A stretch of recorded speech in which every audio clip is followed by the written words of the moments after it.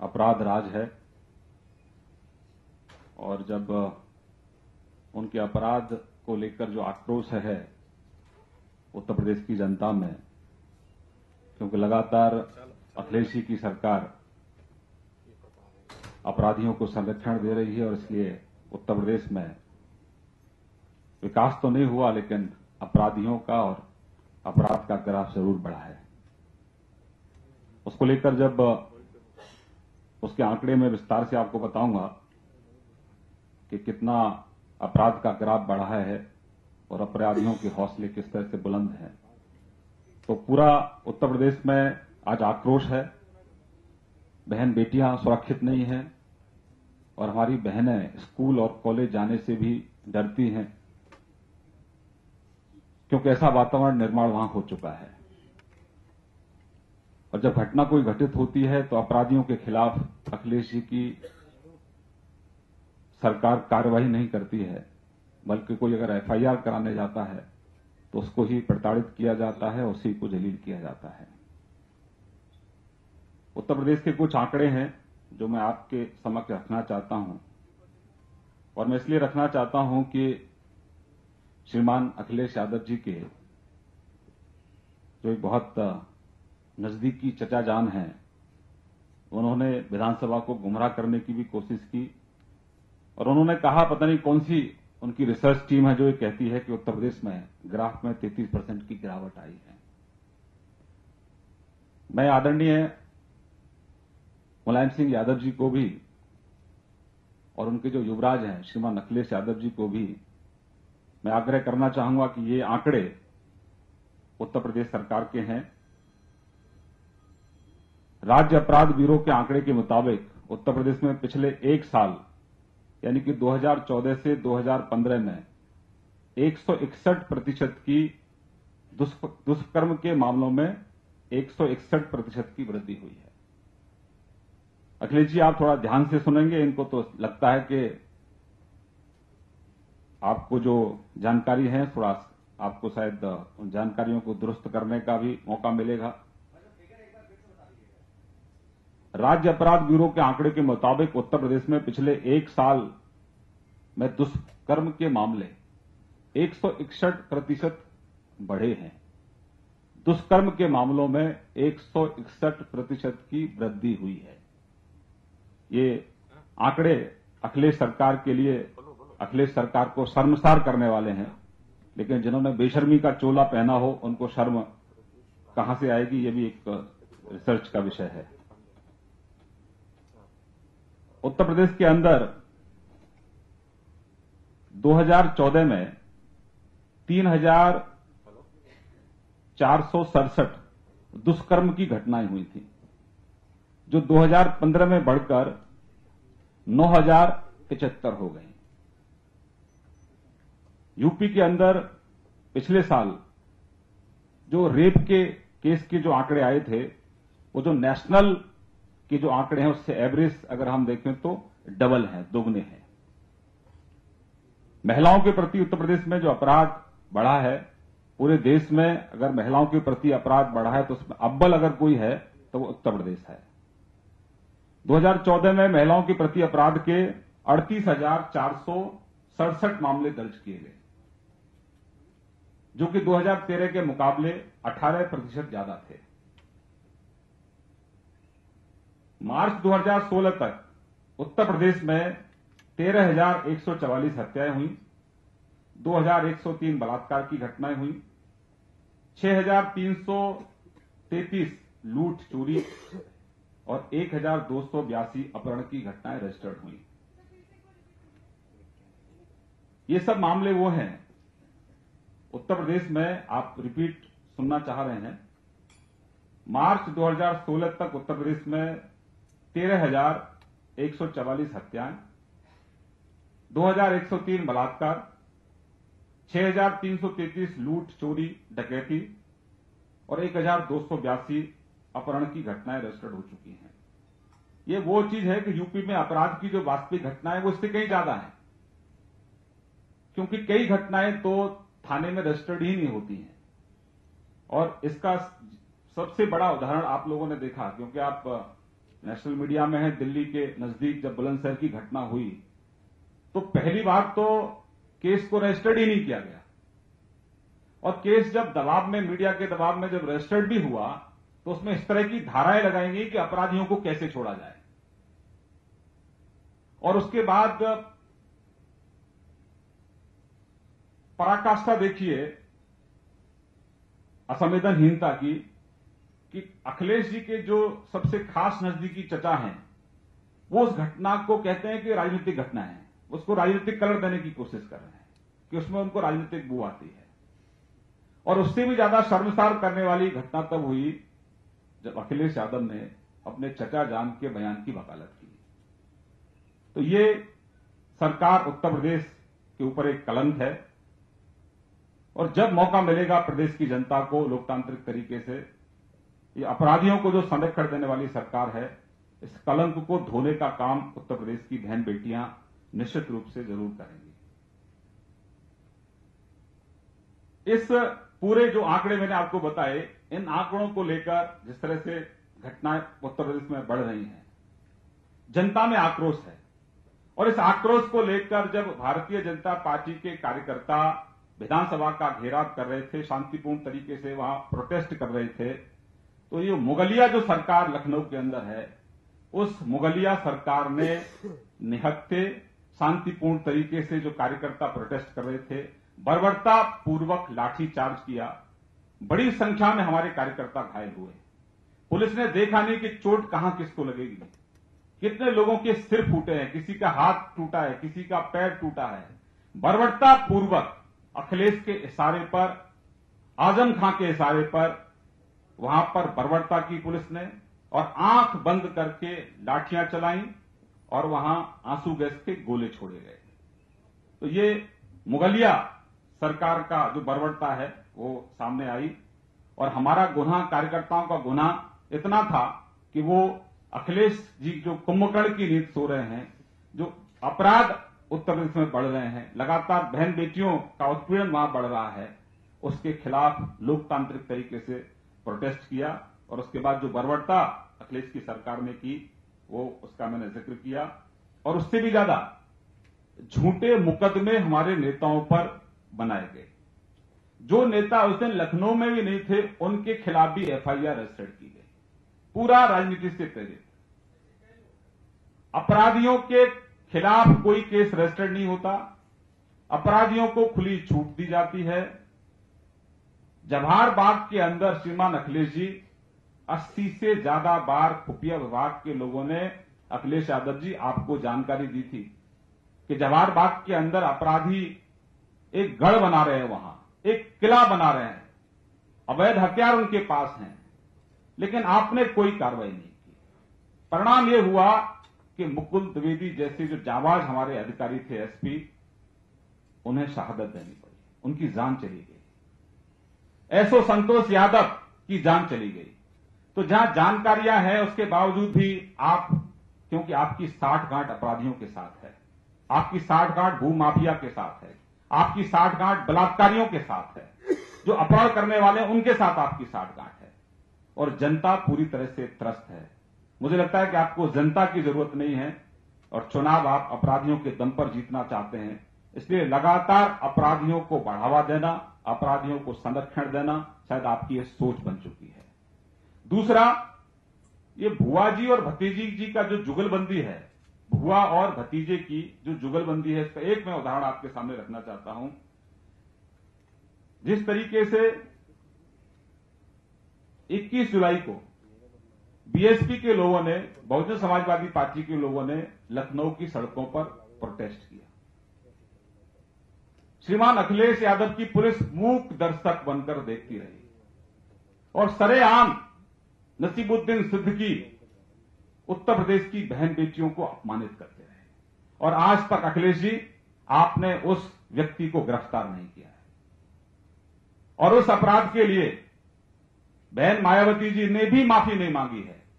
तो बहन मायावती जी और अखिलेश जी की जो जुगलबंदी है, ये इसका एक बड़ा उदाहरण है। इससे बड़ा उदाहरण और हो नहीं सकता कि जहां बहन बेटियों का अपमान हो रहा है, वहां पर आप मूक दर्शक बने हैं, और जहां बहन बेटियों के सम्मान के लिए कुंभकर्ण की नींद सो रही अखिलेश सरकार को जगाने का जब काम कर रहे हैं तो उन पर लाठीचार्ज किया जाता है, बर्बरता की जाती है। ये मुगलिया सोच है अखिलेश जी, और इस मुगलिया सोच से उत्तर प्रदेश की जनता मुक्त होना चाहती है, परिवर्तन लाना चाहते हैं लोग। और 17 में अखिलेश जी आपको चुन चुन कर हर पोलिंग बूथ से बहन बेटियां और प्रदेश की जनता आपको करारा जवाब देगी। हम मांग करते हैं कि थोड़ी बहुत भी अगर आप में इंसानियत है तो जो दोषी लोग हैं जिन्होंने बर्बरता पूर्वक लाठीचार्ज किया है उनके खिलाफ एक्शन लीजिए, उनके खिलाफ एफआईआर रजिस्टर्ड होनी चाहिए। और जिन लोगों के खिलाफ आपने झूठे मुकदमे दायर किए हैं और जितने भी आपने मुकदमे वहां दर्ज किए हैं, क्योंकि हमारे सब लोग शांतिपूर्ण तरीके से प्रोटेस्ट कर रहे थे, इसलिए उल्टा एक तो आपने लाठीबाजी, आपने सिर फोड़ने का काम किया और झूठे मुकदमे भी आपने रजिस्टर्ड किए। तो अविलंब आप जो झूठे मुकदमे आपने जितने भी आपने मुकदमे दायर किए सब एफआईआर आपको तुरंत निरस्त करनी चाहिए। और जो बर्बरता पुलिस ने की है आपके इशारे पर, उन लोगों के खिलाफ आपको कार्रवाई करनी चाहिए। दूसरी टिप्पणी मेरी, जिस तरीके से सीपीएम केरल के अंदर लगातार संघ परिवार के लोगों पर, भारतीय जनता पार्टी के कार्यकर्ताओं पर वहां जानलेवा हमले करती रही है, क्योंकि वामपंथियों का एक काला इतिहास रहा है। जहां जहां ये क्रूर वामपंथी सत्ता में होते हैं वहां वहां राजनीतिक लोगों की हत्याएं होती हैं। पश्चिम बंगाल में भी एक क्रम लंबे समय तक चलता रहा और अब केरल के अंदर संघ परिवार के 250 लोगों पर अभी तक ये जानलेवा हमले कर चुके हैं, लोगों की हत्याएं कर चुके हैं। और अभी केरल की जो कम्युनल सरकार है, एक शांतिपूर्ण तरीके से भगवान कृष्ण की शोभा यात्रा चल रही थी और उस पर पहले अटैक किया और फिर घर जाकर बीजेपी के कार्यकर्ता, संघ के कार्यकर्ता माफ करना, 30 लोगों की भीड़ ने हमला किया है।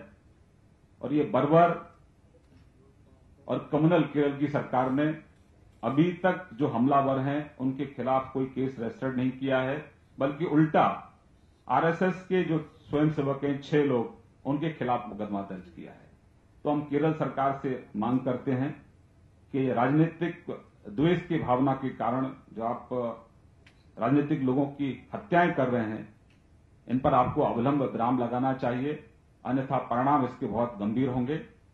और हम मांग करते हैं कि जो आरोपी हैं उनके खिलाफ तुरंत हत्या का मुकदमा दर्ज हो और वो सलाखों के पीछे जाएं।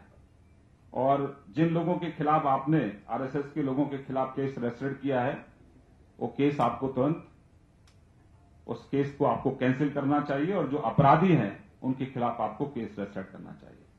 मेरी तरफ से इतना ही। अगर आपको कोई सवाल है तो मैं जवाब देने का प्रयास करूंगा।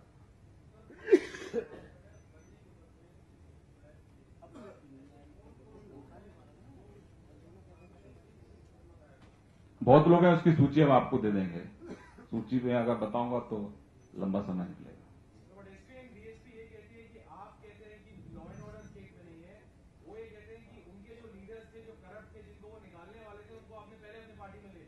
ये तो फ्रस्ट्रेशन है उनका, जो जमीन पर काम करने वाले लोग हैं उनको इस बात का एहसास है कि वहां नीचे परिवर्तन की आंधी है, लोग बदलाव चाहते हैं।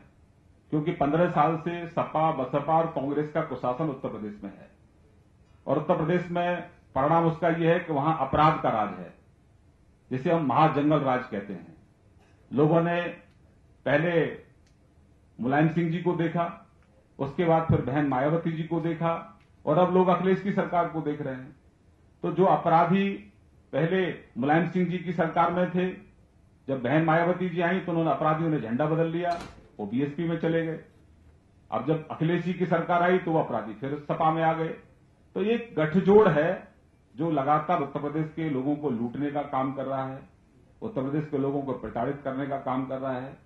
प्रदेश के अंदर आप गांव में जाएंगे तो सड़कें नहीं है, बिजली नहीं है, कानून व्यवस्था चौपट है, जिसके मैंने आंकड़े आपको दिए हैं। जो कल्याण सिंह जी के समय में जो गांव में सड़कें बनी थी वही सड़कें हैं। अब वो सड़कें समाप्त हो गई हैं, सिर्फ वहां आपको दगरे मिलेंगे मिट्टी के, हमारे खाली पगडंडियां मिलती हैं। बिजली, पानी, सड़क, स्वास्थ्य सेवाएं उत्तर प्रदेश में नहीं है। शिक्षा व्यवस्था उत्तर प्रदेश की बिल्कुल समाप्त हो गई है। तो 15 साल में इन्होंने उत्तर प्रदेश को बर्बाद करने का काम किया है। इसलिए जनता त्रस्त है, जनता परिवर्तन चाहती है और जनता ने वहां नारा भी दिया है कि न सपा न बसपा, इस बार भाजपा। तो जो लोग जमीन पर हैं उनको इस बात का एहसास है कि बीजेपी की सरकार आने वाली है। जो जमीन पर लोग हैं उनको इस बात का भी एहसास है कि उत्तर प्रदेश में विकास लोग चाहते हैं। आपने धर्म के नाम पर राजनीति कर ली, जाति के नाम पर राजनीति कर ली, लेकिन अल्टीमेटली लोगों को वो सब सुविधाएं चाहिए जिनके वो हकदार हैं। और 15 साल से ये तीनों का जो नेक्सस है, एक कॉकटेल है जो लगातार प्रदेश को लूटने का काम कर रहा है, बरगलाने का काम कर रहा है। लेकिन इस बार बहन बेटियां और नौजवान, किसान, मजदूर सब एक साथ हैं, इकट्ठा हैं। इस बार ये एक्सपोज होंगे पूरी तरह से, इनको जनता ने खारिज किया है और इसीलिए बहन मायावती जी की पार्टी में भगदड़ है, अखिलेश जी की पार्टी में सिर्फ फुटबॉल है। तो लोग एक उम्मीद की तरफ, भाजपा की तरफ देख रहे हैं कि भाजपा, क्योंकि सुशासन विकास की चैंपियन भाजपा रही है, इसलिए एक उम्मीद की किरणें भाजपा की तरफ लोग देख रहे हैं। भाजपा में बड़े संख्या में लोग आ रहे हैं। अभी तो सिर्फ शुरुआत हुई है, अभी तो बहुत बड़ी तादाद में लोग आने वाले भी हैं।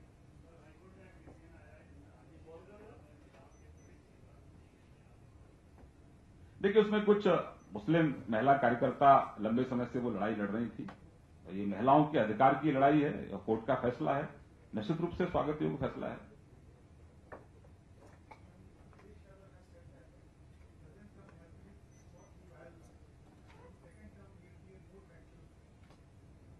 देखिए, मैंने अखिलेश जी का काला चिट्ठा आपके सामने रखा है।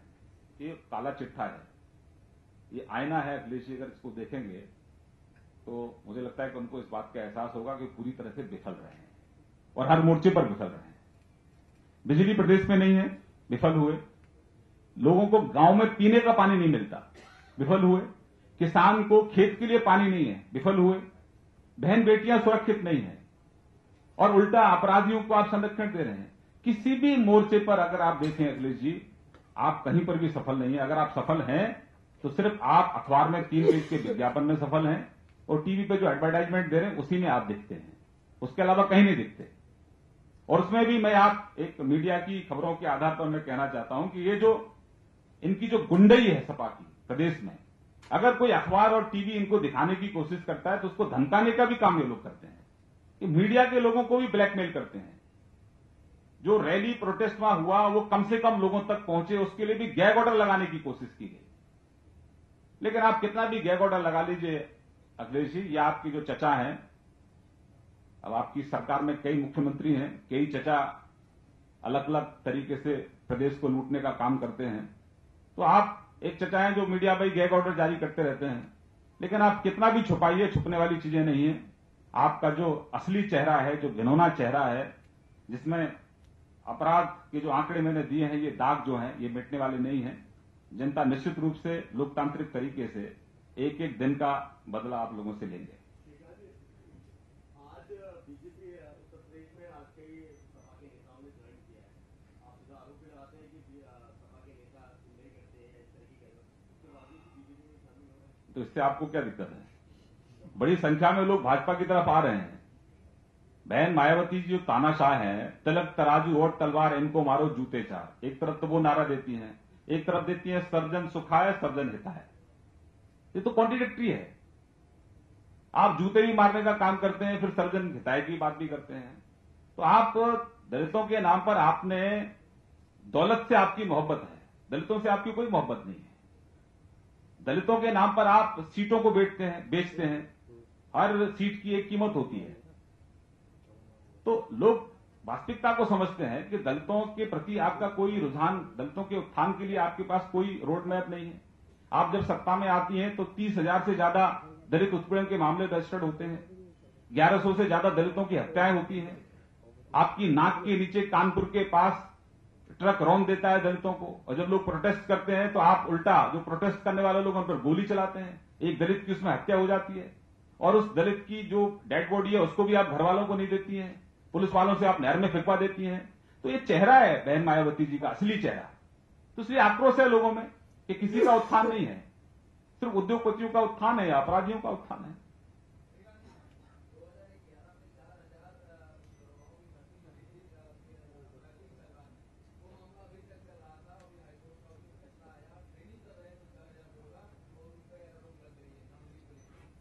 कोर्ट का फैसला है, मैं इस पर कोई टिप्पणी नहीं करता।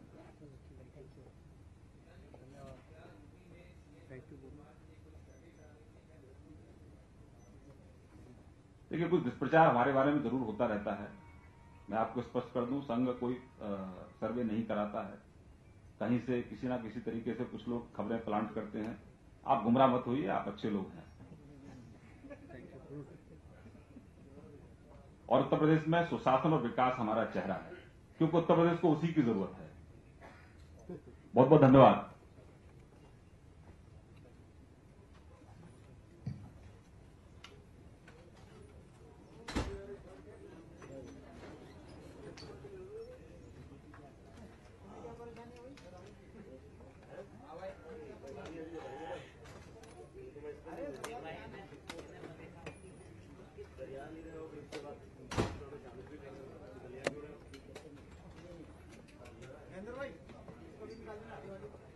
भाई